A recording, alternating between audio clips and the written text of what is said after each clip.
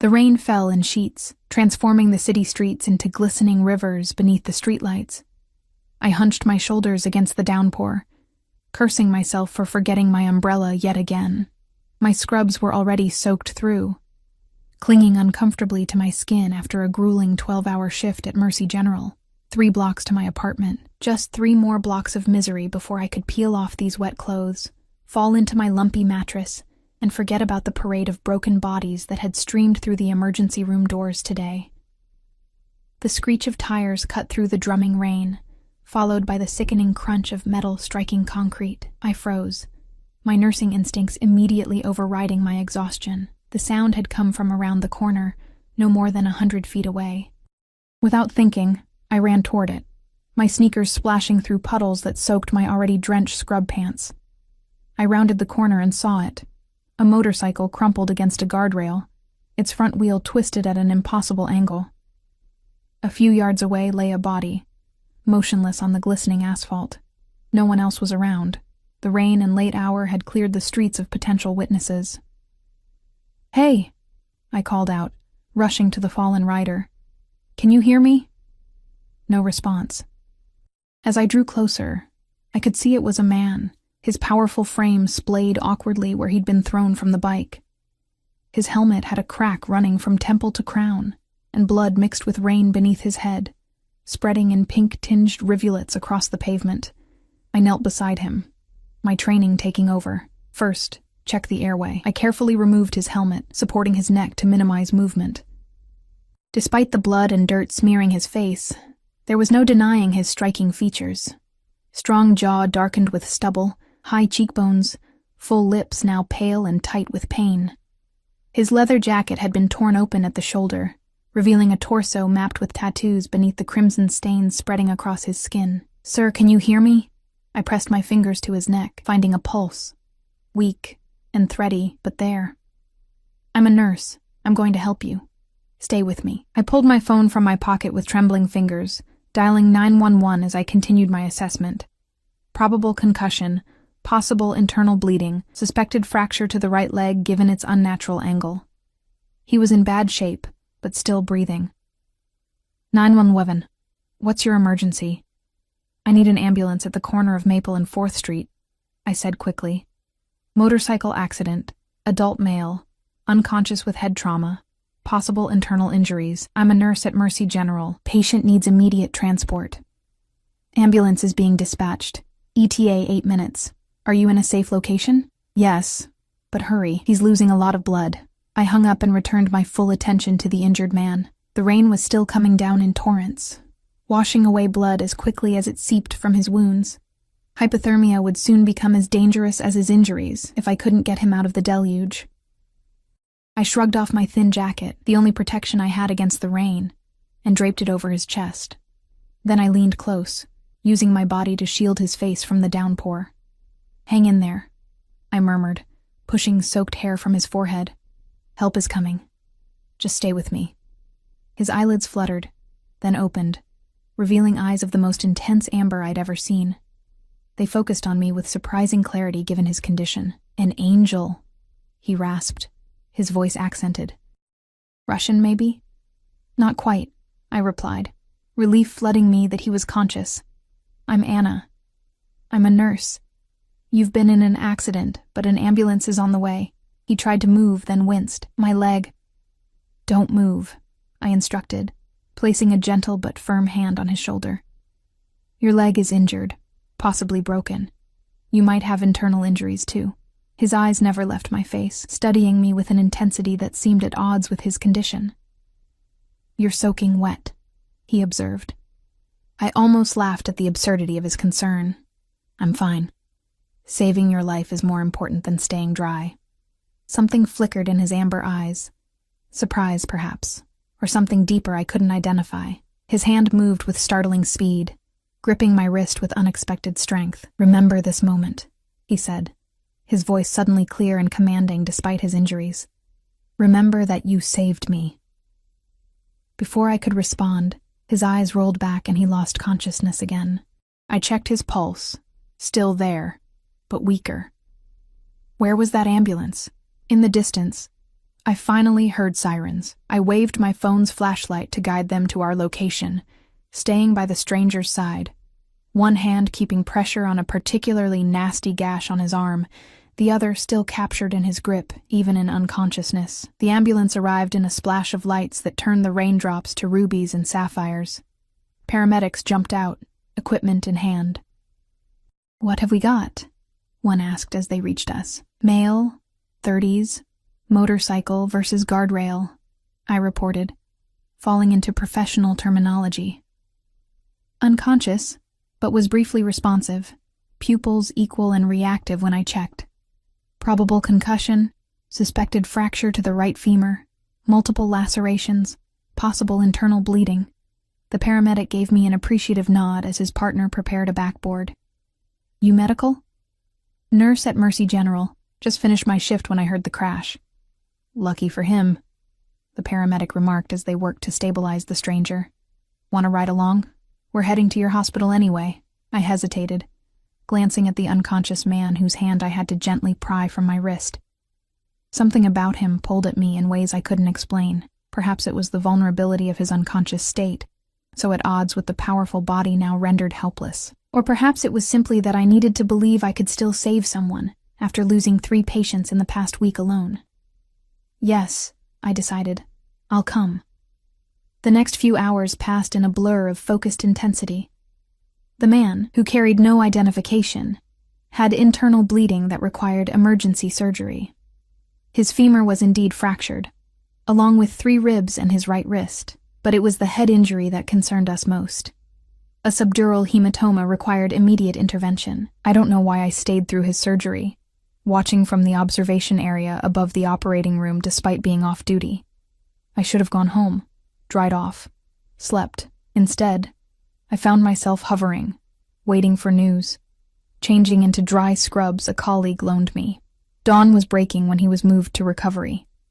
I slipped in, technically no longer on duty but still wearing my hospital badge. The bruises were beginning to bloom in purple and blue against his tanned skin.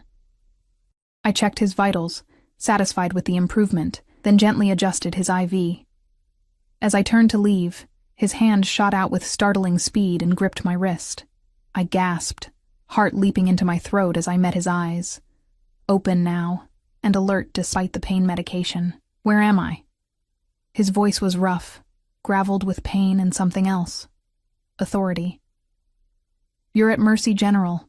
You were in a motorcycle accident," I said, trying to keep my voice steady despite his grip, which bordered on painful. "I'm Anna, the nurse who found you on the street." His eyes narrowed slightly as they scanned my face, seemingly cataloging every feature. Then, unexpectedly, his expression softened. His thumb brushed across my pulse point, sending an involuntary shiver up my arm. "Anna," he repeated, as if tasting my name. "You saved me, in the rain." "I just happened to be there," I said, surprised he remembered anything from before the hospital. "No," he said with unexpected firmness. "It was more than that." His eyes held mine with an intensity that made my breath catch. "You protected me with your own body. You gave me your coat." I swallowed, unsettled by his perfect recall of those moments. "You should rest," I said, gently extracting my wrist from his grip. "You've been through major surgery." A ghost of a smile touched his lips. "What's your last name, Anna?" "Sullivan," I answered automatically, then frowned. "But that's not important right now. You need—" "It's important to me," he interrupted. "Anna Sullivan." He said it like he was committing it to memory. "I'm Nikolai. Just Nikolai. No last name offered. Well, Nikolai, you need to rest now. I'll check on you later." As I moved toward the door, his voice stopped me. "You're not on duty now, are you?" I turned back, surprised by his perception. "No. My shift ended before I found you on the street. I just wanted to make sure you were okay." That ghost of a smile again, stronger now. As I said, more than coincidence. I left the room feeling strangely unsettled. Over the next 3 days, I found myself gravitating toward Nikolai's room during my shifts, and even stopping by on my way to or from work. His recovery was remarkable. Miraculous, Dr. Sharma had called it. The head injury that should have left lasting damage seemed to be healing at an accelerated rate. His strength returned visibly with each passing day, and with it came an undeniable presence that seemed to transform the sterile hospital room into something else entirely. When I entered, his attention would fix on me immediately, regardless of what he was doing. He asked questions about my shift, my background, my life, with an intensity that should have felt invasive, but somehow didn't. What was more unnerving was how little he spoke about himself.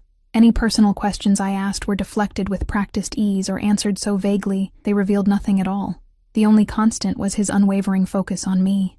It was as though I had become the center of his universe, and the sensation was as intoxicating as it was disconcerting.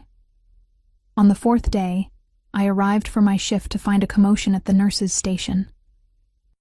Two men in expensive suits were speaking with the hospital administrator, their postures radiating tense authority. Near the elevator stood two more men, built like linebackers, wearing dark clothes and inscrutable expressions. "What's going on?" I asked Marge, who was watching the scene with undisguised interest. "Apparently, our mystery motorcycle guy is somebody important," she whispered. "Those suits have been throwing around words like private security and confidentiality agreements. They've been asking for the nurse who found him at the accident scene." My stomach tightened. "That would be me." Marge raised an eyebrow. "Well, honey, looks like you're about to find out who your patient really is." Before I could respond, the hospital administrator spotted me and waved me over. As I approached, I felt the weight of the suited men's appraisal, cold and calculating. "Ms. Sullivan, these gentlemen would like to speak with you about the patient in room 412, the administrator said, her professionally pleasant expression not quite masking her unease. The taller of the two men extended his hand. "Ms. Sullivan, I'm Mr. Volkov's head of security. We understand you were the first to assist him after his accident and have been overseeing his care." Volkov. Finally, a last name. "I found him at the scene, yes," I said carefully, "and I've been checking in on him. Mr. Volkov speaks highly of you," the man continued. "He's requested that you accompany him during his transfer to his private medical facility this afternoon." I blinked. Transfer? He's still recovering from major trauma. He shouldn't be moved yet. The second man smiled thinly. "The decision has been made. Mr. Volkov's personal medical team will take over his care. You're requested to assist with the transition, to ensure his comfort." There was something in his tone that made it clear this wasn't actually a request. "I need to speak with my patient directly," I said, moving past them toward Nikolai's room. When I entered, Nikolai was sitting on the edge of the bed, no longer in a hospital gown, but dressed in black pants and a button-down shirt that had certainly not come from the hospital. His bruises had faded to yellowish shadows, and despite the cast on his wrist and leg, he emanated a coiled energy that made the room feel smaller.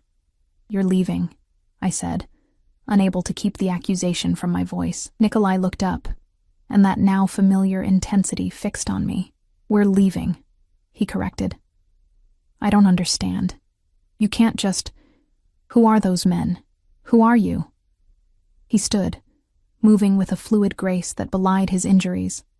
"Those men work for me. As for who I am," he took a step closer. "I'm someone who repays his debts. Anna Sullivan." My heart hammered against my ribs. "I told you. I was just doing what anyone would do. You don't owe me anything. You saved my life," he said simply.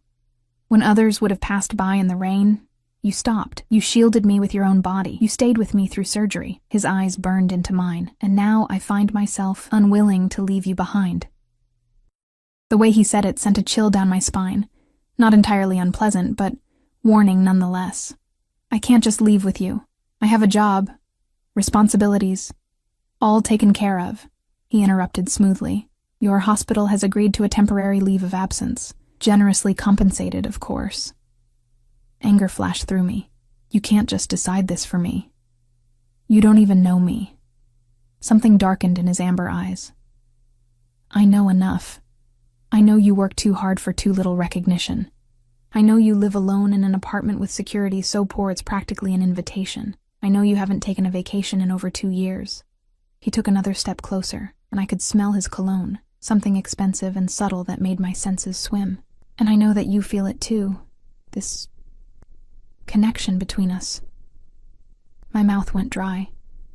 How could he possibly know those details about my life? "This is crazy," I whispered. "Perhaps," he conceded with that ghost of a smile. "But I've made my decision, Anna.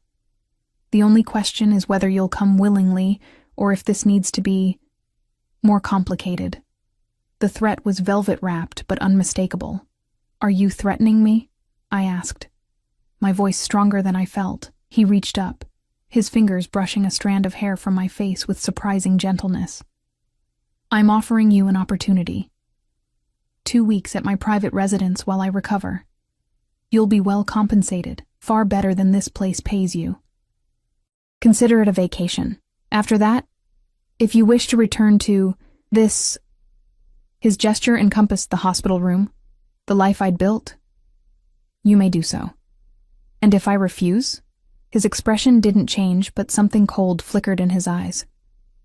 "I would be disappointed, and I don't handle disappointment well, Anna." I should have been terrified. I should have run from the room, screamed for security, done anything but stand there considering his proposition. But something in me, something I hadn't known existed until Nikolai's amber eyes had locked on mine that rainy night, wavered and bent toward him like a flower seeking the sun. 2 weeks, I said finally, and then I come back. No questions asked? His smile bloomed fully then, transforming his face into something so beautiful it almost hurt to look at him. "You have my word." What I didn't realize then, as I nodded my agreement to this stranger's impossible request, was that Nikolai Volkov's word was both unbreakable and infinitely dangerous.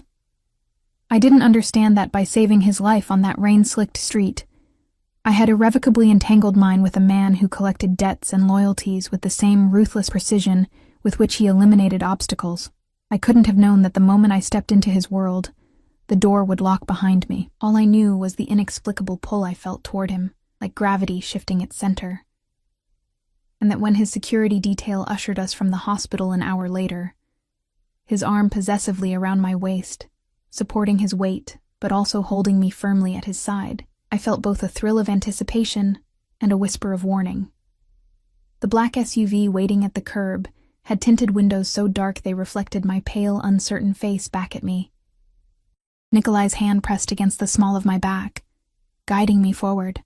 "After you, Anna Sullivan," he murmured close to my ear. "Your new life awaits." As I climbed into the vehicle, I had no way of knowing just how prophetic those words would prove to be.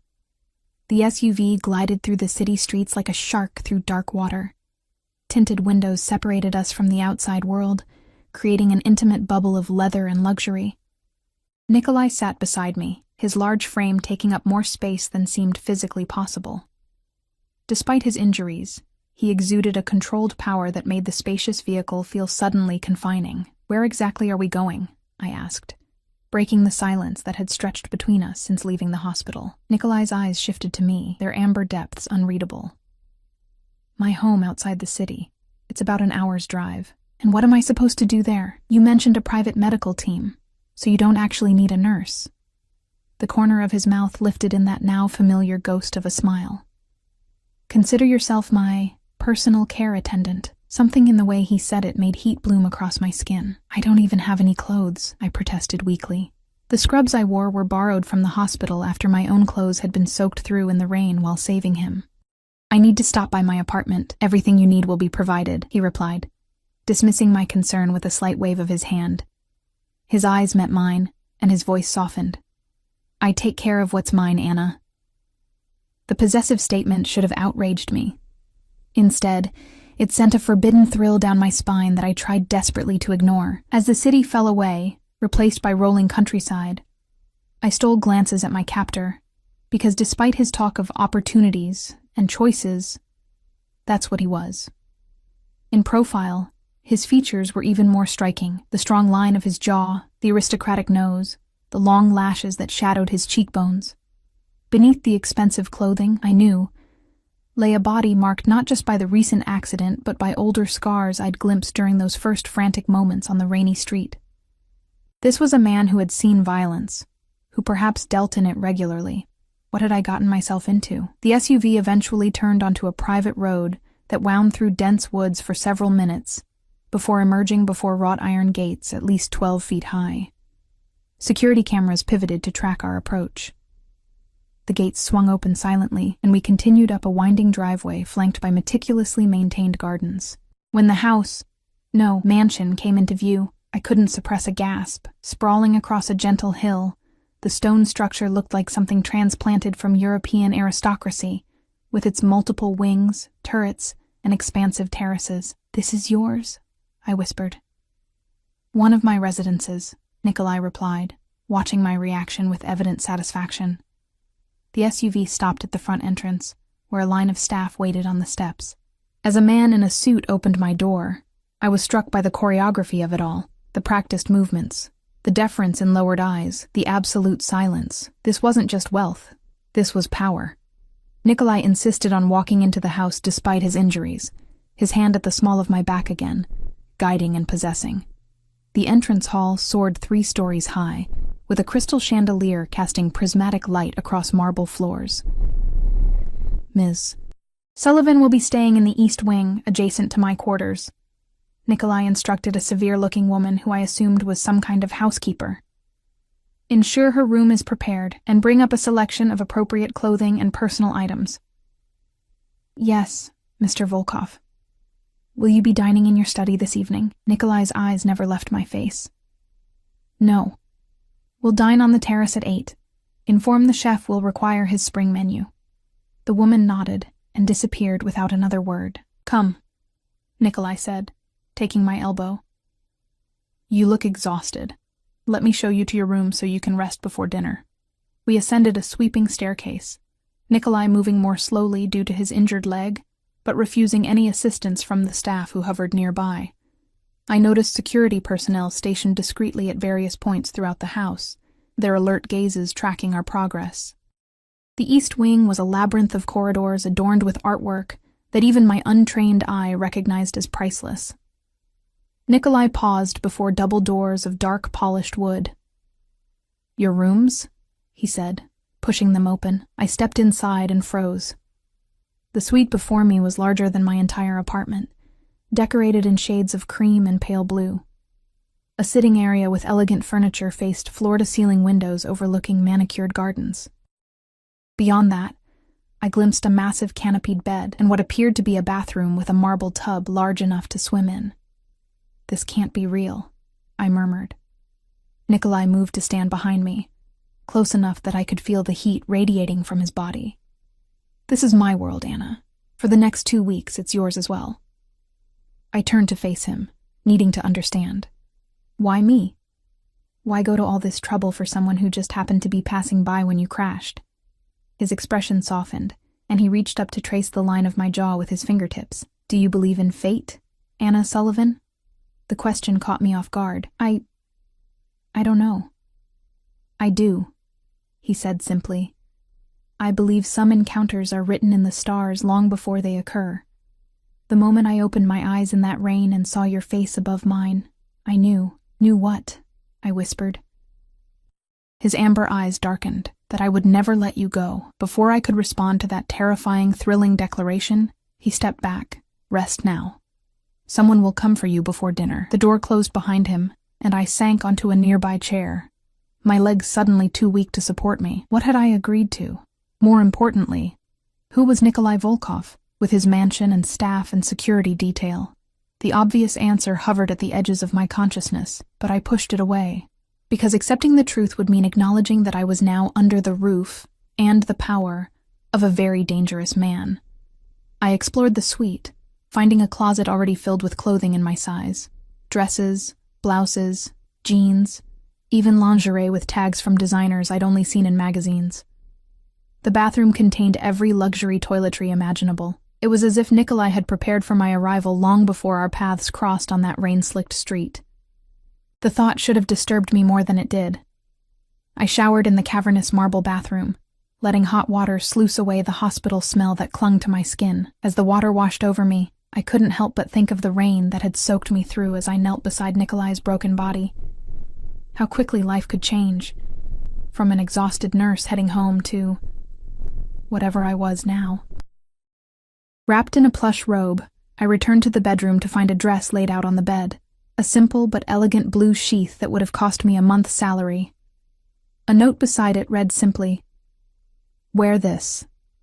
N." My first instinct was to rebel, to choose something else from the closet out of principle. But curiosity won out.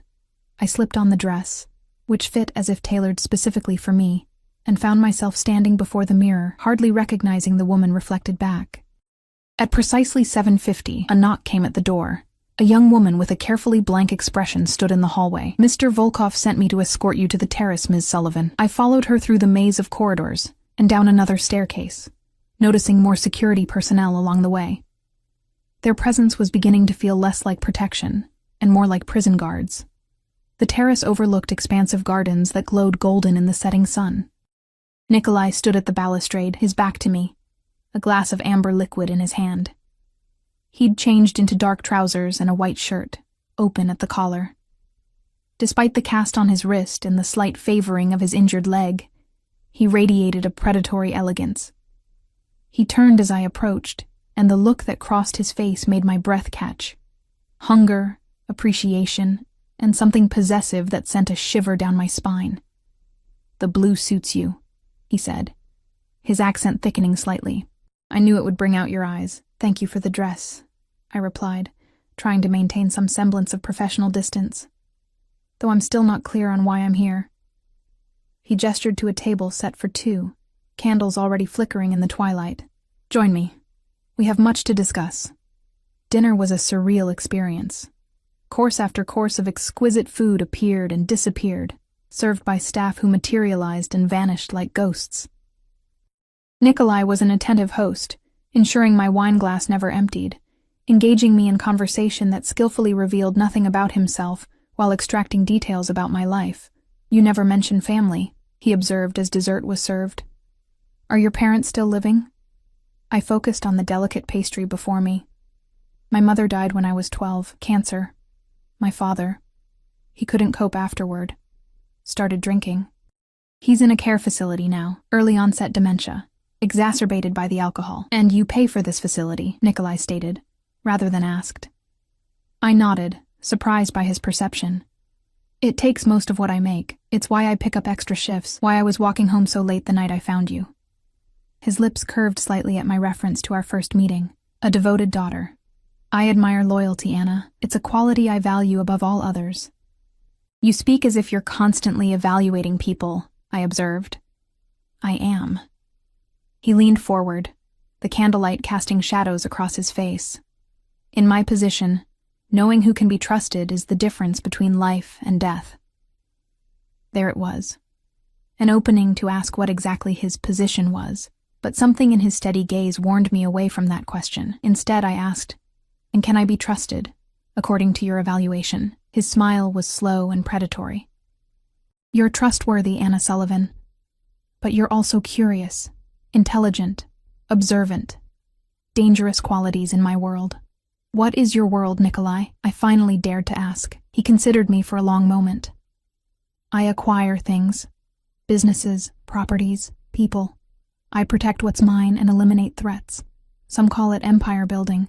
Others use less flattering terms. The oblique confession hung in the air between us. I swallowed hard. "You're not just a businessman, are you?"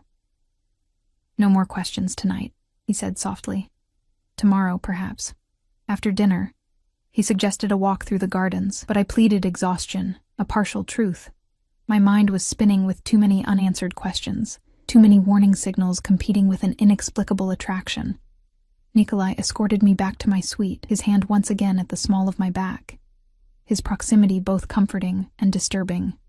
At my door, he paused, turning me to face him with gentle pressure. "Sleep well, Anna," he murmured, his fingers trailing along my bare arm, raising goosebumps in their wake. "Tomorrow, we begin in earnest." "Begin what?" I asked, my voice embarrassingly breathless. His smile held secrets and promises. "Your education, your transformation." His hand moved to cup my cheek. "You stepped into my world, Moya Zolotaya. Now you must learn its rules." Before I could ask what the foreign words meant, he leaned down and pressed his lips to my forehead. a gesture somehow more intimate than a kiss on the lips would have been. "Dream of me," he whispered against my skin, then turned and walked away, his slight limp barely noticeable. Inside my room, I leaned against the closed door, my heart hammering. What had I gotten myself into? More importantly, why wasn't I more afraid? That night, I dreamed of amber eyes and gentle hands that turned to steel, of gilded cages and the seductive whisper of danger. And when I woke, gasping in the pre-dawn darkness, it wasn't fear that left me trembling. The next morning brought sunshine streaming through windows that a silent staff member opened while I was in the bathroom. A breakfast tray waited on the small table in the sitting area, fresh fruit, pastries, and coffee that smelled like heaven. As I sipped the rich brew, I noticed a phone on the tray, not my phone, which had been left behind at the hospital, but a sleek, expensive model I didn't recognize. A note beside it read, "For emergencies. My number is programmed in, N." I picked it up, finding only one contact. Nikolai. No games, no security measures. Either he trusted me implicitly, or, more likely, the phone was being monitored. After breakfast, I explored my suite more thoroughly, discovering a small balcony overlooking the gardens. From this vantage point, I could see the full expanse of the estate, the main house with its multiple wings, outbuildings that might have been guest houses, and at the perimeter, the high stone wall that separated Nikolai's domain from the outside world. It was beautiful, and unmistakably a prison. I was contemplating this reality when a knock came at the door. The same expressionless young woman from the previous evening stood in the hallway. "Mr. Volkov requests your presence in his study, Ms. Sullivan." As I followed her through the labyrinthine corridors, I steeled myself. Today, I would get answers. Today, I would understand exactly what Nikolai Volkov wanted from me, and whether I could survive giving it to him. The study was a cathedral to masculine power. Soaring bookshelves, leather furniture worn to buttery softness, and the scent of old paper mingling with expensive cologne. Afternoon sunlight slanted through tall windows, catching dust motes that danced in golden beams. Nikolai sat behind a massive desk of dark wood, his attention fixed on papers before him. He didn't look up when I entered, though I was certain he was acutely aware of my presence. Two men stood near the windows, speaking in hushed tones that ceased abruptly when they noticed me. I hesitated at the threshold, suddenly feeling like an intruder. "Come in, Anna," Nikolai said without raising his eyes from his work. "Gentlemen, we'll continue this discussion later." The men exchanged glances before nodding deferentially. As they passed me, I caught fragments of their whispered conversation. Shipment and harbor, and something that sounded like competition. Neither met my gaze. When the heavy door closed behind them, Nikolai finally looked up. The sunlight caught the amber of his eyes, turning them almost gold. Something in his expression shifted when he saw me, a softening around the edges of his usual intensity. "You slept well?" he asked, rising from his chair with that fluid grace that belied his injuries. "Well enough," I replied, remaining near the door. "Though I have questions. I'm sure you do." He moved around the desk, his limp barely perceptible now. "But first, come here." It wasn't a request. I found myself crossing the room toward him, drawn by some invisible force. When I reached him, he cupped my face in his hands, his thumbs brushing my cheekbones in a touch so gentle it made my breath catch. "I had them bring you to me first thing this morning, but you were still sleeping," he said, his voice low. "You looked peaceful. I couldn't bear to wake you." The thought of him watching me sleep should have disturbed me. Instead, I felt a treacherous warmth spread through my chest. "Nikolai," I began, struggling to maintain my focus. "I need to understand what's happening here. Who you are, what you want from me." He sighed, dropping his hands from my face. "Walk with me," he said, gesturing toward a door that led to a private garden I hadn't noticed before. "My leg needs the exercise, and this conversation requires fresh air." The garden was a secluded oasis, surrounded by high hedges that ensured complete privacy. A stone path wound between meticulously pruned roses and other flowers I couldn't name. At its center stood a small pavilion with comfortable seating. We walked in silence for several minutes, his hand occasionally brushing mine in a way that seemed both deliberate and casual. Finally, We reached the pavilion, and he gestured for me to sit. "You want answers?" he said, lowering himself beside me. "Ask your questions, Anna. I'll answer what I can." I took a deep breath. "Who are you? Really?" His lips curved in that ghost of a smile. "Nikolai Volkov, owner of various legitimate businesses, shipping, real estate, nightclubs, and yes, some enterprises that operate in grayer areas. You're in the Mafia," I said bluntly. He didn't flinch at the accusation. "That term is somewhat outdated. I prefer to think of myself as the head of an organization that provides services where traditional channels fail. Illegal services, sometimes," he conceded, "but also protection for those who cannot turn to the police, opportunities for immigrants who would otherwise be exploited, justice where the law fails." His eyes held mine. "Not everything is black and white, Anna. And the men who were killed in your territory last month? The ones the news said were executed gangland style? Was that your idea of justice?" Something cold flickered across his features. "You've been researching me. I overheard your name from the staff. I'm not stupid." The coldness vanished, replaced by something like approval. "No, you're not. That's part of why I find you so fascinating." He leaned closer. "Those men were trafficking young girls. The authorities were compromised. They received the ending they deserved." The matter-of-fact way he spoke of execution should have horrified me. But some small, dark part of me whispered that perhaps some monsters deserve to be destroyed by bigger monsters. "Why am I here, Nikolai?" He reached for my hand, his fingers entwining with mine. "Because you saved my life when others would have let me die. Because you look at me and see the man, not the monster." His grip tightened. "Because I haven't been able to get you out of my head since I opened my eyes in that rain and saw your face above mine. I was just being a decent human being. Anyone would have stopped." "No," he said with surprising vehemence. "They wouldn't. Do you know how many people must have driven past, seen the accident, and decided it wasn't their problem? How many called 911 perhaps, but didn't stop? You didn't just stop, Anna. You gave me your coat. You shielded me with your body. You stayed with me."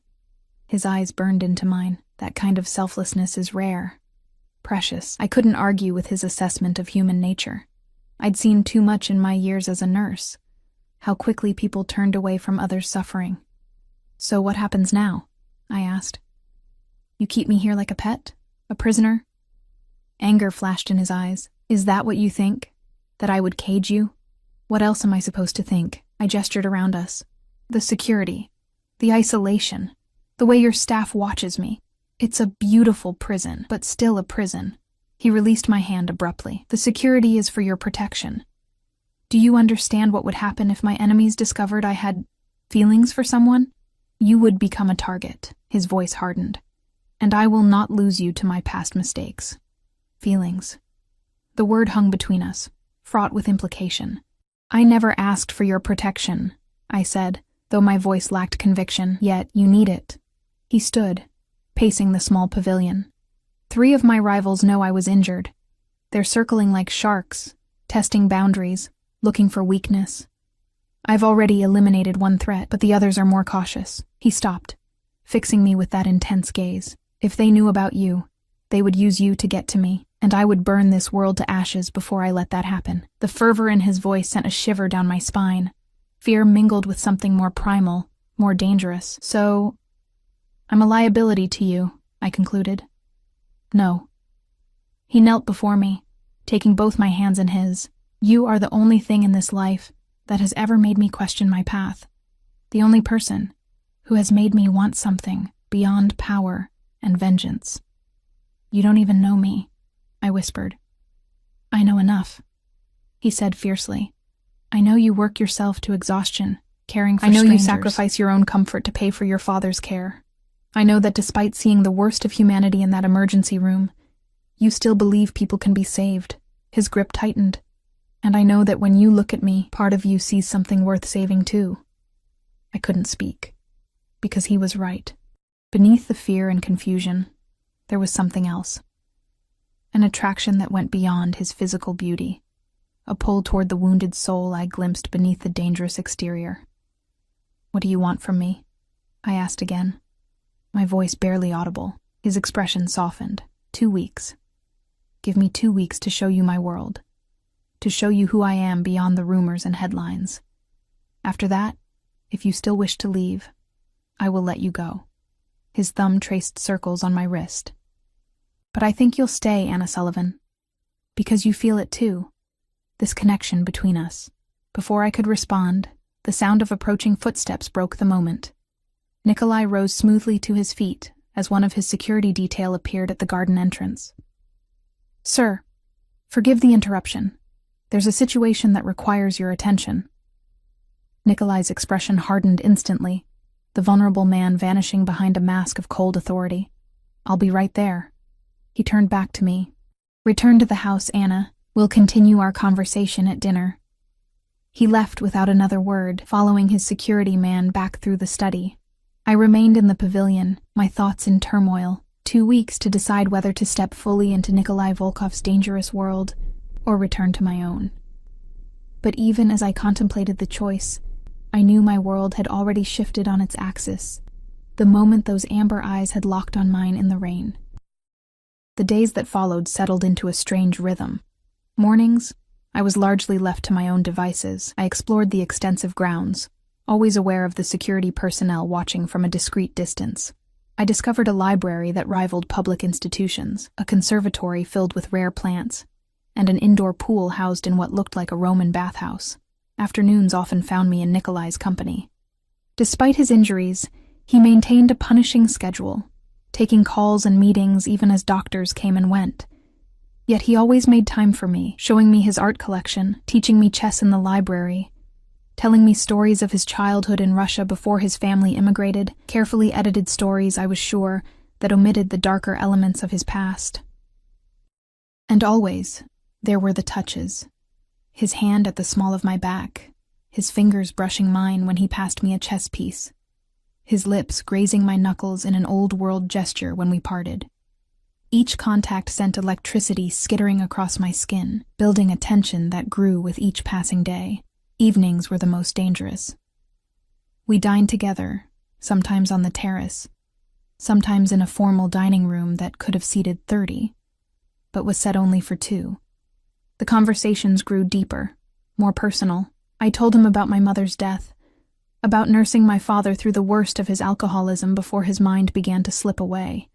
He spoke of losing his parents in what he called a business disagreement when he was 19, of taking over the family enterprises and expanding them beyond what his father had ever imagined. Neither of us explicitly mentioned the illegal aspects of those enterprises, but they hung in the air between us, acknowledged but unspoken. On the 5th night, as we shared dessert on the moonlit terrace, Nikolai's phone buzzed. He glanced at it, his expression darkening. "Excuse me?" he said, rising from the table. "I need to take this." He moved to the balustrade, his back to me as he spoke in rapid Russian. Even without understanding the words, I could hear the steel in his voice, see the tension in his shoulders. When he ended the call, he remained with his back to me for several long moments, as if composing himself. "Is everything all right?" I asked. He turned, and the expression on his face made my blood run cold. A predatory stillness, eyes flat and hard as amber stones. "A minor irritation," he said, his voice too casual. "Nothing for you to worry about." But that night, I heard shouting from somewhere in the house. Angry voices in Russian, followed by a crash and silence. I lay awake, listening to the distant sounds of cars arriving and departing, of muffled orders being given. When I finally drifted to sleep near dawn, my dreams were filled with shadowy figures and the metallic scent of blood. The next morning, Nikolai was nowhere to be found. The young woman who brought my breakfast informed me that he had been called away on business but would return by evening. Left to my own devices, I decided to explore parts of the house I hadn't yet seen. Most doors were unlocked, revealing guest bedrooms, sitting rooms, and various spaces for entertainment. But when I reached the West Wing, I found my path blocked by one of Nikolai's security men. "I'm sorry, Mrs. Sullivan," he said, his expression impassive. "This area is restricted." "On whose orders?" I challenged, though I knew the answer. "Mr. Volkov's." I returned to my suite, frustration simmering beneath my skin. For all Nikolai's talk of showing me his world, he was still keeping parts of it carefully hidden. The pretense of freedom within these walls was just that, a pretense. That evening, I was informed that Nikolai had been further delayed. I dined alone in my room, my thoughts circling like predators. What had happened the night before? What was he hiding in the West Wing? And most troubling of all, why did I care so much? Because somewhere between the rainy street and this gilded cage, I had begun to fall for the monster with the amber eyes. On the 7th day, I woke to find a small box beside my bed, tied with a silk ribbon. Inside was an exquisite gold bracelet set with tiny diamonds that caught the morning light. The note beneath it read, "For last night's absence, wear this tonight." And my first instinct was to refuse the gift. It represented everything problematic about this arrangement. The idea that my time and feelings could be bought. But when Nikolai appeared at my door that evening, his eyes immediately went to my wrist, where the bracelet glittered. The satisfaction in his smile made my heart race. "You're angry with me," he said as we walked to dinner, his hand at its customary place on my lower back. "I'm confused," I corrected. "You disappear for a day and a half, then try to smooth it over with expensive jewelry. What am I supposed to think, Nikolai?" He guided me to the dining room, waiting until we were seated and the staff had withdrawn before answering. "There was a situation that required my personal attention. It's been resolved." "A situation," I repeated. "Like the men who were killed last month?" His expression hardened. "Don't ask questions you don't want the answers to, Anna." "Maybe I do want the answers. Maybe I'm tired of half-truths and evasions." Something dangerous flashed in his eyes. "You think you want the truth, the full, unvarnished reality of what I am, what I do?"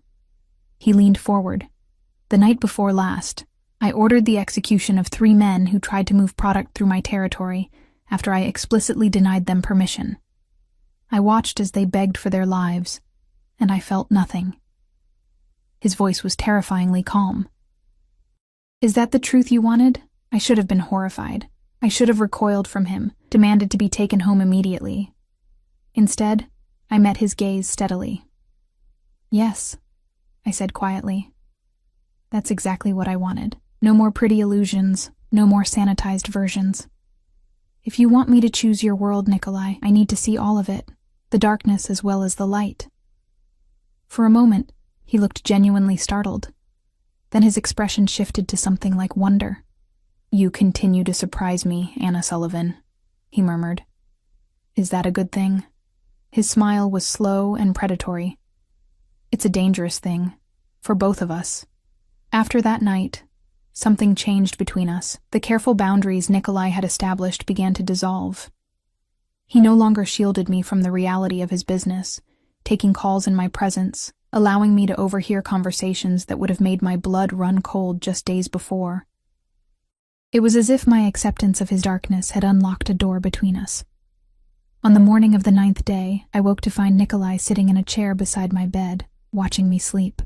I should have been startled, even frightened, but instead, a warm languidness spread through my limbs. "How long have you been there?" I asked, my voice still husky with sleep. "Not long." He reached out to brush a strand of hair from my face. "I had a dream about you. When I woke, I needed to see you." "What was the dream?" Something haunted passed across his features. "You were gone. I searched everywhere, but I couldn't find you." His hand lingered at my cheek. "When I woke, the panic was overwhelming. I had to make sure." "I'm here," I whispered, covering his hand with mine. His amber eyes darkened. "For how long, Anna? Our 2 weeks is nearly half over." The reminder sent a pang through my chest. Despite everything, the danger, the violence that surrounded him, the knowledge of what he was, the thought of leaving Nikolai's world had become increasingly painful. "I don't know," I admitted. He nodded once, accepting my honesty if not the answer he wanted. "Get dressed. I want to show you something today."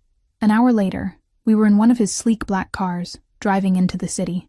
2 other vehicles followed at a discreet distance, more of Nikolai's ever-present security. "Where are we going?" I asked as skyscrapers began to replace countryside. To see another side of my business, he replied, his hand finding mine on the seat between us. One I think you'll approve of more than some of my other ventures.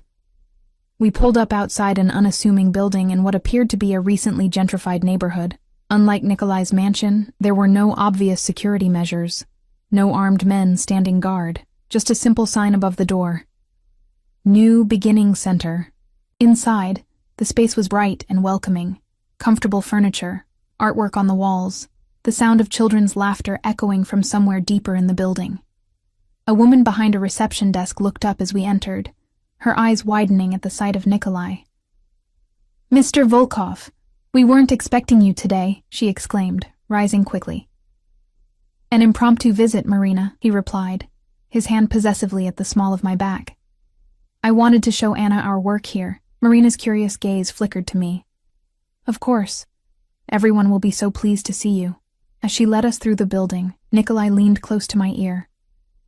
"This is a shelter and support center for immigrants, particularly those who have escaped trafficking or other exploitation. We provide housing, legal aid, education, childcare, job training." "We?" I asked, surprised. His lips curved in that ghost of a smile. "I fund it entirely.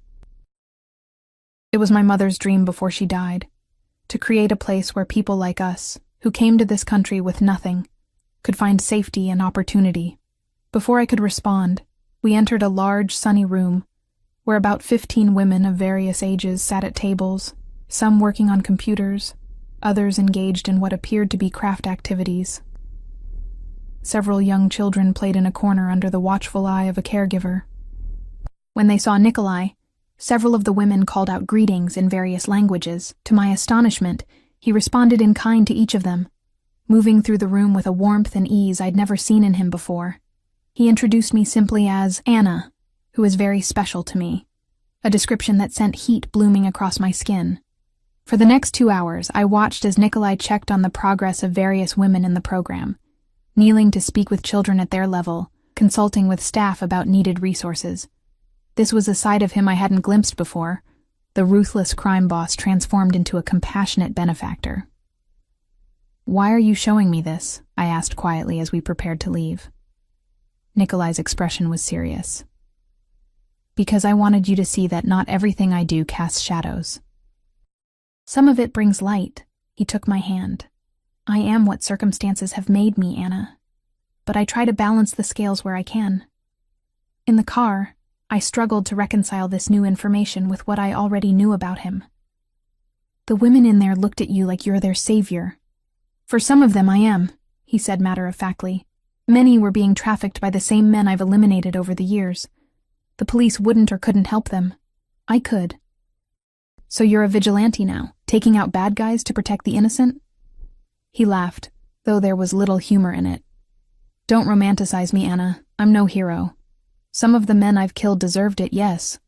Others were simply obstacles to my objectives.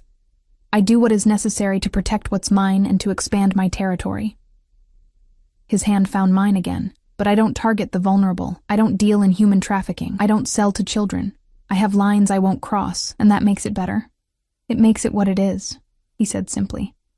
"My world isn't black and white, Anna. It exists in shades of gray. I needed you to see that before you make your decision." The remainder of the drive passed in thoughtful silence. Back at the mansion, Nikolai was immediately pulled into some urgent business matter, leaving me to my conflicted thoughts. That evening, we dined on the terrace again.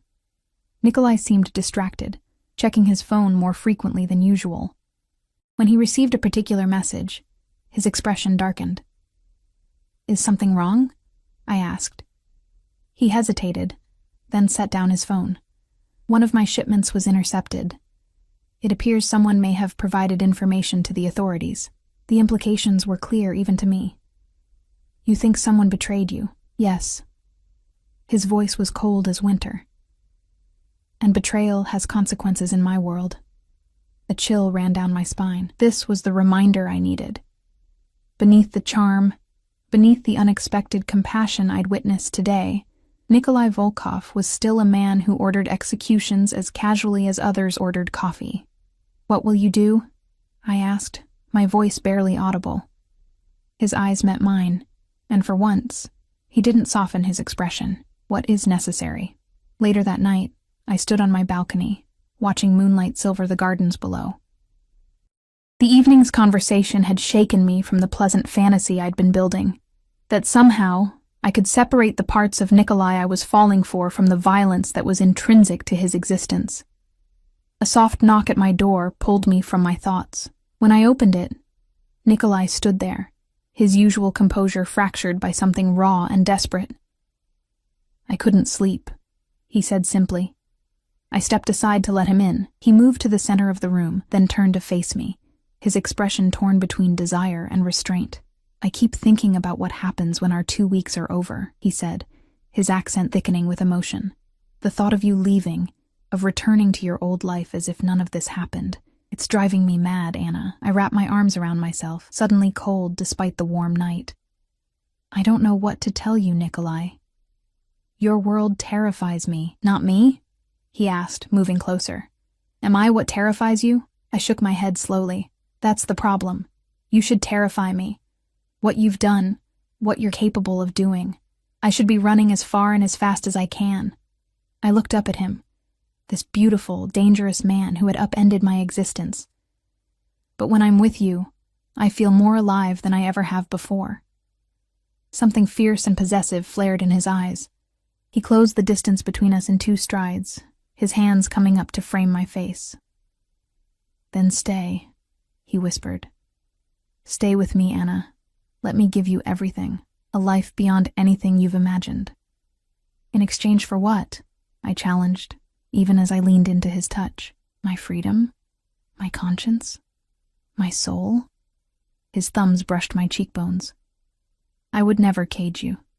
If you choose to stay, it will be as my equal, not my possession." "Equal?" I laughed softly. "How can we be equals when you hold all the power?" Something vulnerable flickered across his features. "You have more power than you know, Anna Sullivan. From the moment I opened my eyes in that rain and saw you leaning over me, you've held my heart in your hands." Before I could respond, his lips found mine in a kiss that started gentle but quickly blazed into something fiercer, more demanding. I should have pushed him away. Instead, my arms wound around his neck, pulling him closer as years of carefully maintained control crumbled to ash. His hands slid down my body, leaving trails of heat in their wake. When he lifted me, I wrapped my legs around his waist, gasping as he carried me to the bed and followed me down onto the mattress. His weight above me should have felt confining. Instead, it felt like an anchor in a storm. "Tell me to stop," he murmured against my throat, his voice rough with restraint. "If this isn't what you want, tell me now, and I'll go." In answer, I pulled his mouth back to mine, surrendering to the hunger that had been building between us since that first moment on the rain-slicked street. As clothing gave way to skin against skin, as whispered endearments in English and Russian filled the darkness, I knew I was crossing a line from which there would be no return. I woke the next morning to find Nikolai watching me again, his amber eyes soft with something that looked dangerously like love. He traced patterns on my bare shoulder, his touch reverent. "No regrets?" he asked quietly. I considered the question seriously. "No," I finally said. "But this doesn't solve anything, Nikolai. It only complicates everything." He smiled, pressing a kiss to my shoulder. "Life is complicated, moya zolotaya. But some complications are worth it." The next 3 days passed in a haze of newfound intimacy.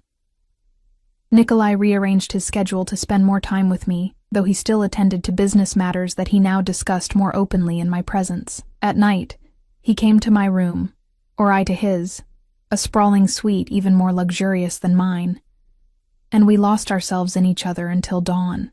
But beneath the surface bliss, tension was building. The matter of the betrayed shipment remained unresolved, and I could see it weighing on Nikolai. His phone calls became more frequent, his expression harder when he thought I wasn't looking. Twice I overheard him giving orders in Russian that, even without understanding the words, chilled me with their cold fury. On the 13th day, our penultimate day together, according to our original agreement, everything shattered. I was reading in the library when I heard shouting from Nikolai's study. Drawn by concern, I moved to the door connecting the two rooms, which stood slightly ajar. Through the gap, I could see Nikolai and two of his security men.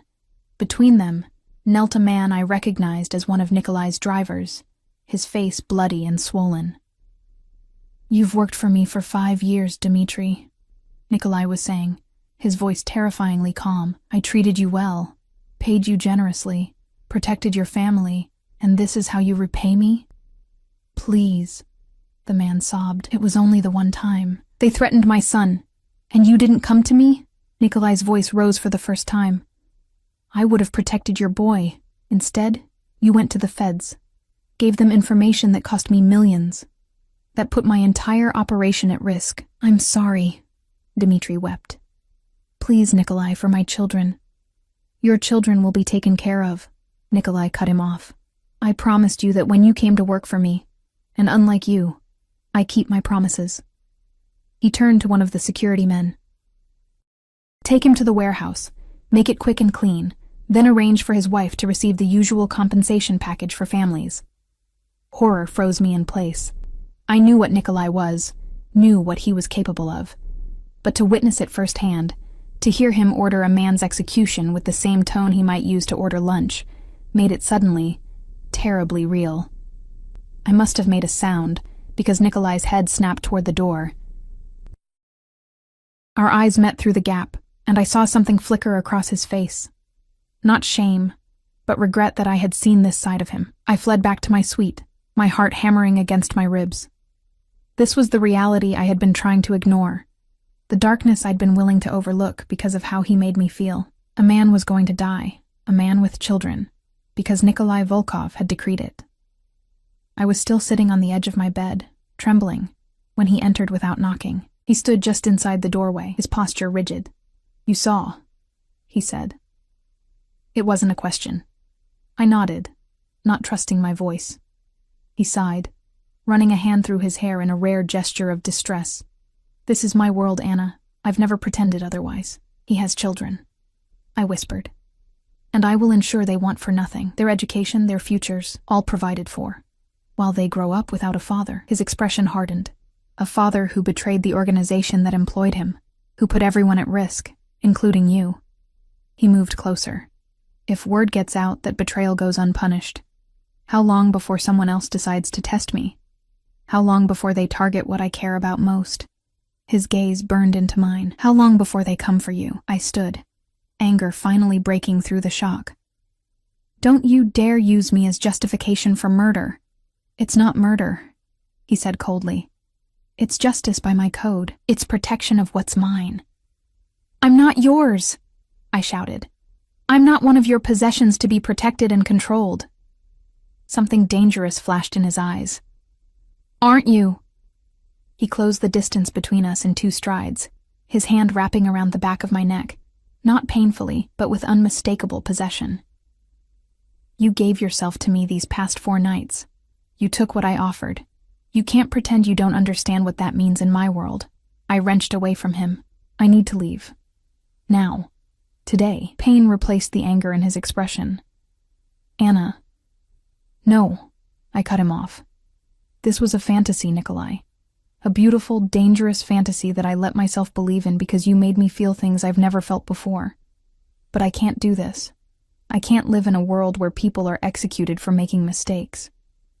"He betrayed me," Nikolai said, his voice suddenly weary. "In my world, that has only one consequence. Then I don't want to be part of your world." The words hurt to say, but I forced them out. "Please, have your driver take me home. Today." He looked at me for a long moment, his expression unreadable. Then, without another word, he turned and left the room. An hour later, the expressionless young woman informed me that a car would be ready to take me back to the city in 30 minutes. I packed nothing. Not the expensive clothes, not the jewelry Nikolai had given me. I wanted no souvenirs of this interlude that had nearly cost me my soul. I changed back into the hospital scrubs I'd been given after my original clothes were soaked through in the rain that night with Nikolai, the only items that were truly mine. As I descended the grand staircase for the last time, I half expected, half hoped, that Nikolai would appear to try once more to convince me to stay. But the entrance hall was empty, save for one of his security men, who escorted me to the waiting car without a word. It was only as the car pulled away, as the mansion receded in the distance, that I allowed the tears to fall. Because despite everything, despite what I had witnessed and what I knew him to be, leaving Nikolai Volkov felt like tearing out a part of myself I hadn't known existed until he claimed it. The city looked foreign through the window of the sleek black car. The same streets I had walked countless times now transformed into something alien and hostile. Or perhaps it was I who had changed, my perception altered by 2 weeks in Nikolai's world of luxury and danger. We pulled up to my apartment building, its shabby exterior even more depressing than I remembered. The security man who had driven me opened my door without a word. As I stepped out, he handed me a small package. "Mr. Volkov instructed me to give you this," he said, his face expressionless. I almost refused it, but something in the man's stoic demeanor suggested that would be unwise. I took the package and watched as he returned to the car and drove away, leaving me alone on the sidewalk of my old life. My apartment was exactly as I'd left it. Small, cluttered, but mine. The familiarity should have been comforting after the opulence of Nikolai's mansion. Instead, it felt like a stranger's space, as if I were visiting a life I'd once known but no longer recognized. I sat on my lumpy couch, turning the package over in my hands. Finally, I unwrapped it to find a phone. Not the one Nikolai had given me at the mansion, but a new one. And a small velvet box. Inside the box was a delicate gold chain with a single pendant, a small key crafted from what appeared to be white gold, inset with tiny diamonds. A note was folded beneath it in Nikolai's bold handwriting. "Anna, the phone is secure and untraceable. My number is the only one programmed in it. The key is symbolic. It opens nothing except perhaps the cage you believe I've built around you. Keep them both. Use neither. Destroy them. The choice is yours, as it has always been. Yours always, Nikolai." I closed the box with trembling fingers and set it aside, tears burning behind my eyes. Even now he was still playing games, still trying to maintain control. I should throw both items away, sever all connections to the dangerous world I'd briefly inhabited. Instead, I placed the box and phone in my bedside drawer and tried to remember how to exist in my former life. The next day, I returned to the hospital. The administrators seemed surprised to see me. Apparently, Nikolai's generous compensation for my leave of absence had been substantial enough that no one had expected me back so soon, if at all.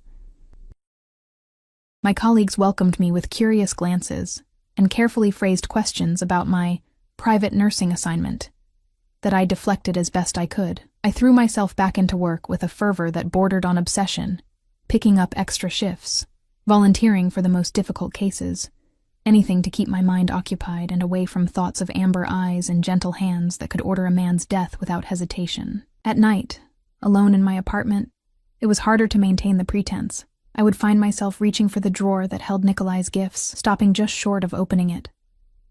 I would stare at my phone, my regular phone, half expecting it to ring with his number, though I knew it wouldn't. Nikolai Volkov was too proud to chase after a woman who had rejected his world. A week passed, then 2. Life settled into a routine that felt like sleepwalking. I worked. I came home. I slept. Sometimes I ate. The colors seemed duller, the sounds muted, as if part of me had remained behind in that mansion with its gardens and secrets, and the man who had awoken something in me I couldn't quite extinguish. It was nearly a month after my return when the first incident occurred. I was walking home from a late shift, the streets quiet and mostly deserted, when I sensed rather than saw someone following me. A prickle of awareness raised the hair on the back of my neck. I quickened my pace, clutching my keys between my fingers as a makeshift weapon. The footsteps behind me sped up as well. Just as panic began to rise in my throat, a car screeched to a halt beside me. A nondescript sedan, not one of Nikolai's sleek black vehicles. The back door flew open. "Get in, nurse," a voice commanded. "We need to have a conversation about your boyfriend." My blood turned to ice. I ran, darting down an alley I knew had an exit on the next street. Behind me, I heard shouts and the sound of pursuit. I was halfway down the alley when a second man stepped out from behind a dumpster, blocking my path. "Don't make this difficult," he said, reaching for me. I screamed and lashed out with my keys, catching him across the cheek. He cursed, his hand flying to his face, then lunged toward me with rage in his eyes. I braced for impact, but it never came. Instead, the night erupted in controlled violence. Two figures materialized from the shadows, moving with practiced efficiency. My attacker was on the ground in seconds, unmoving. The sound of more fighting came from the alley entrance. Then silence. One of my rescuers turned toward me, his face impassive in the dim light. I recognized him immediately, one of Nikolai's security detail. "Are you hurt, Ms. Sullivan?" he asked formally. I shook my head, trembling. Have you been following me, Mr. Volkov assigned us to your protection the day you left," he said matter-of-factly.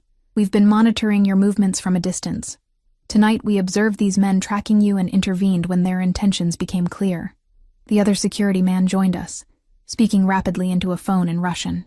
When he finished, he addressed his colleague. "The boss wants us to bring her in." Fear and something else, something treacherously like hope, fluttered in my chest. "I'm not going anywhere," I protested. "I have a life here, a job." "You have a target on your back," the first man cut me off bluntly. "These men work for the Petrov organization. They've learned of your connection to Mr. Volkov and sought to use you as leverage. There will be others." I thought of my small apartment with its flimsy locks, of the open hospital where I worked, surrounded by the public. How long before they tried again? How many innocent people might be caught in the crossfire?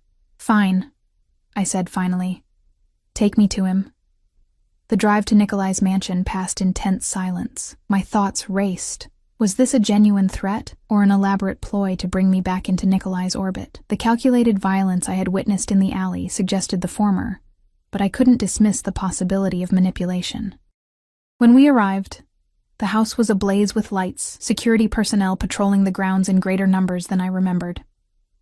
I was escorted directly to Nikolai's study, where he stood by the window, his back to the door, a glass of amber liquid in his hand. He turned when I entered, and the sight of him hit me with physical force. The sharp angles of his face, the intensity of those amber eyes, the coiled power in his stance.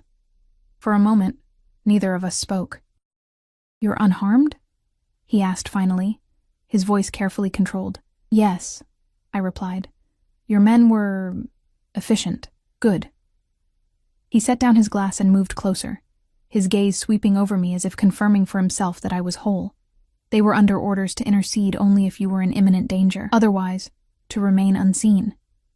"You've had men following me for a month," I said, anger building. "Watching me, reporting back to you. So much for respecting my choice to leave." His expression hardened. "Your choice to leave did not negate my responsibility to protect you. The moment you entered my life, you became a potential target. Tonight proved that concern justified. Or it proved that your enemies knew you were having me watched," I countered.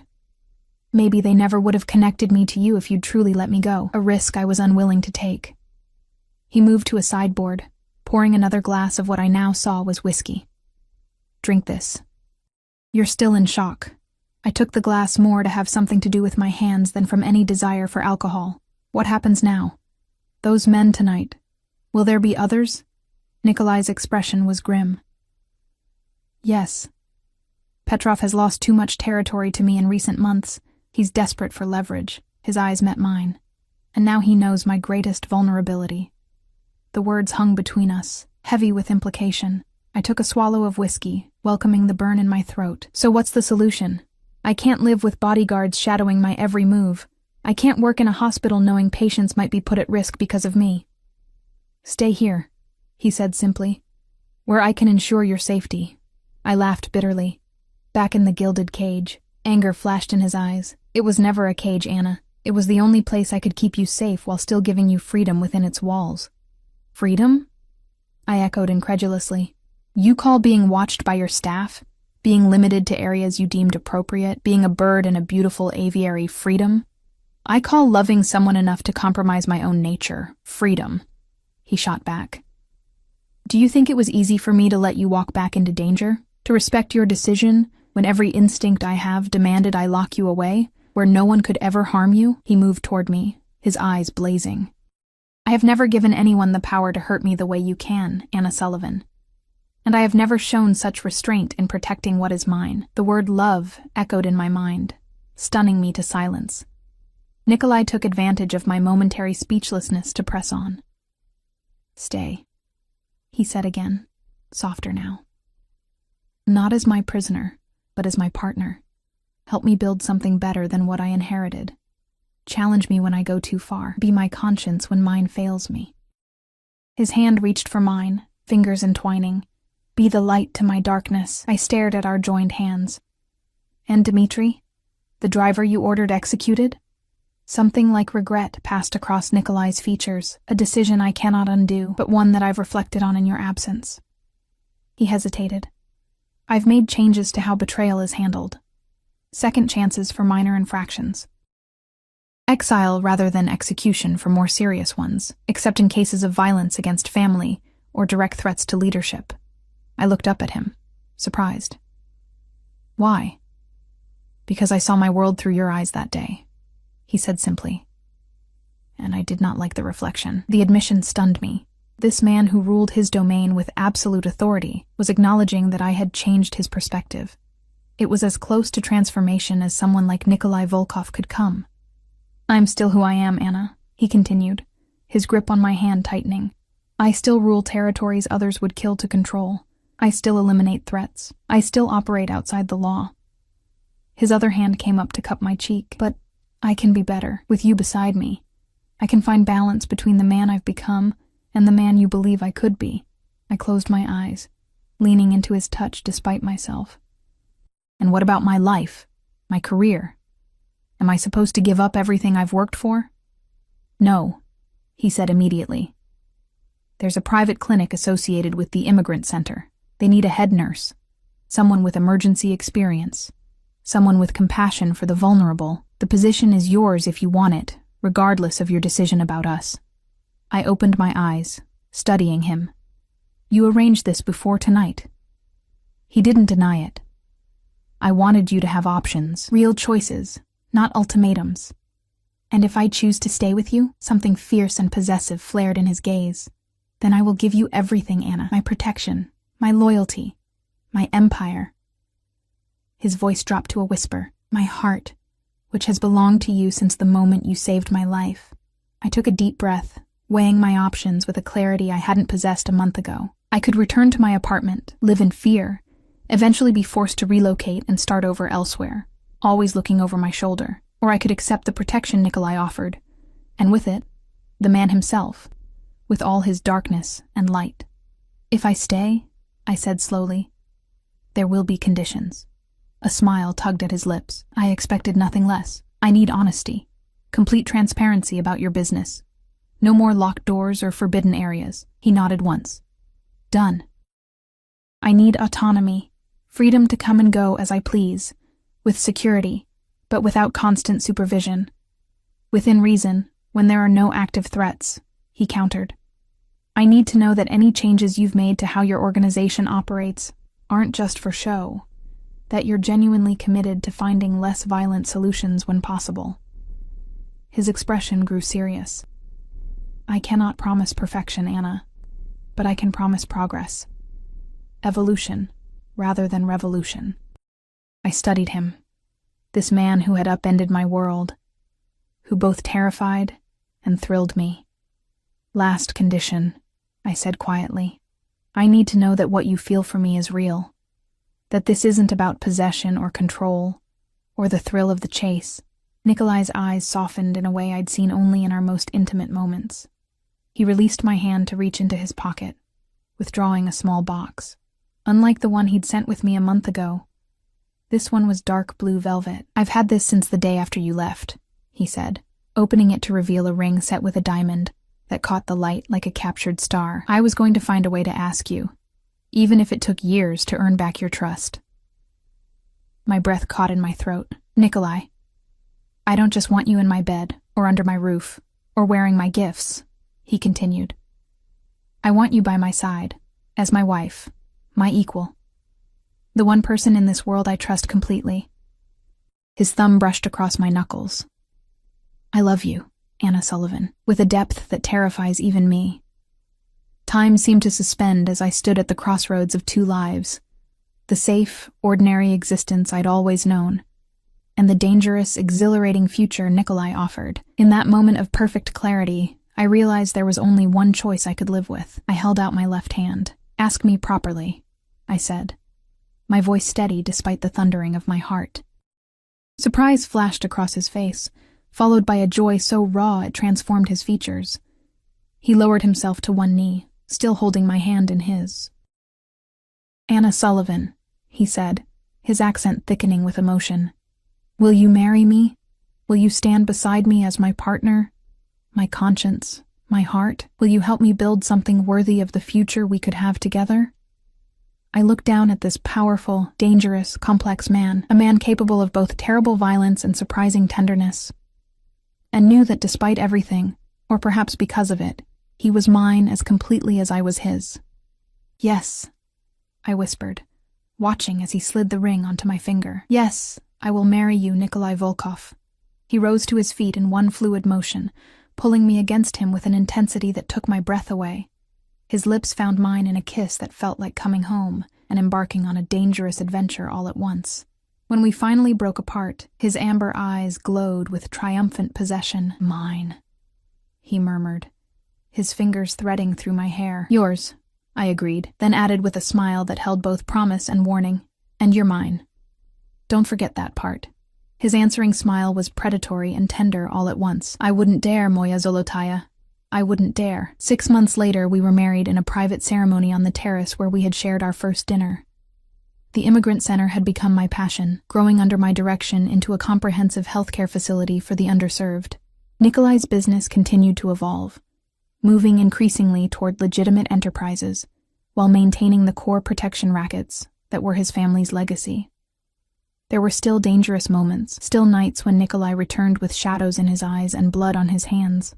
There were still arguments about lines that shouldn't be crossed, about mercy versus justice, about the balance between protection and freedom.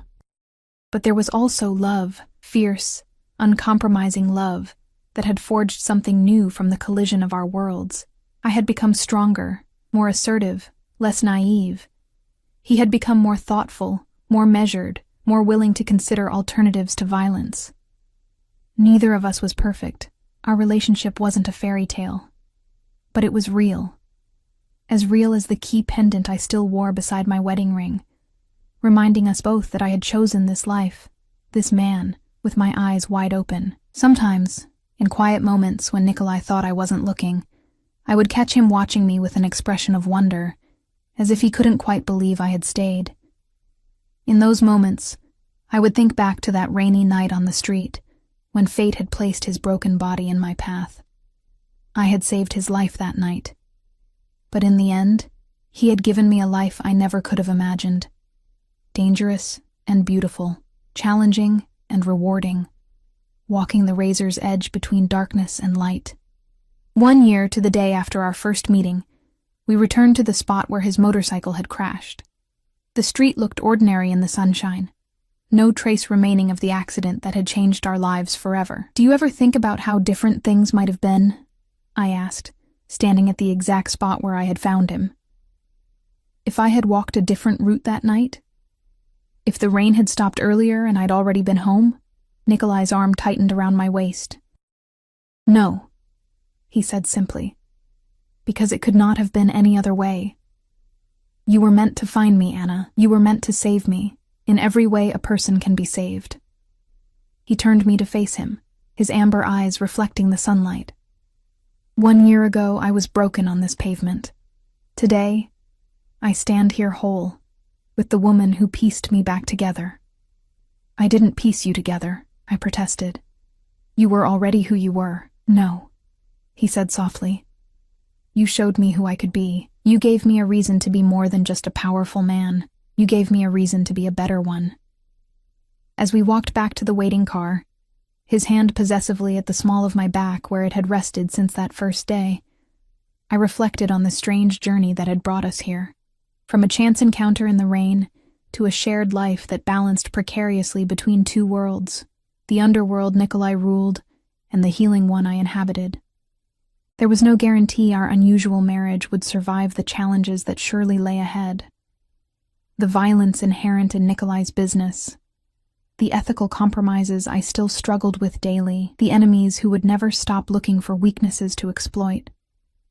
But as I glanced at the man beside me, the dangerous, complicated man who had claimed my heart as decisively as I had claimed his, I knew one thing with absolute certainty.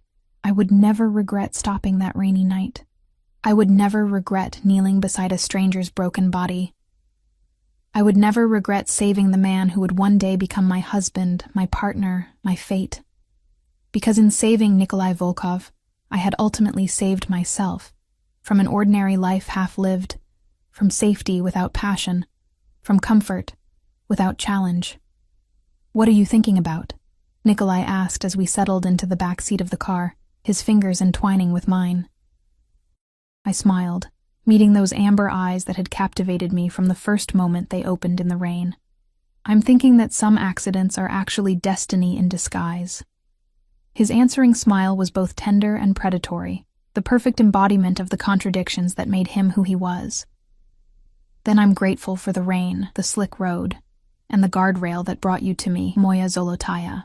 As the car pulled away from the curb, leaving behind the ordinary street where our extraordinary story had begun, Nikolai pulled me close and pressed his lips to my temple. "To fate," he murmured against my skin. "To fate," I agreed, turning to meet his kiss fully, "and to the courage to embrace it."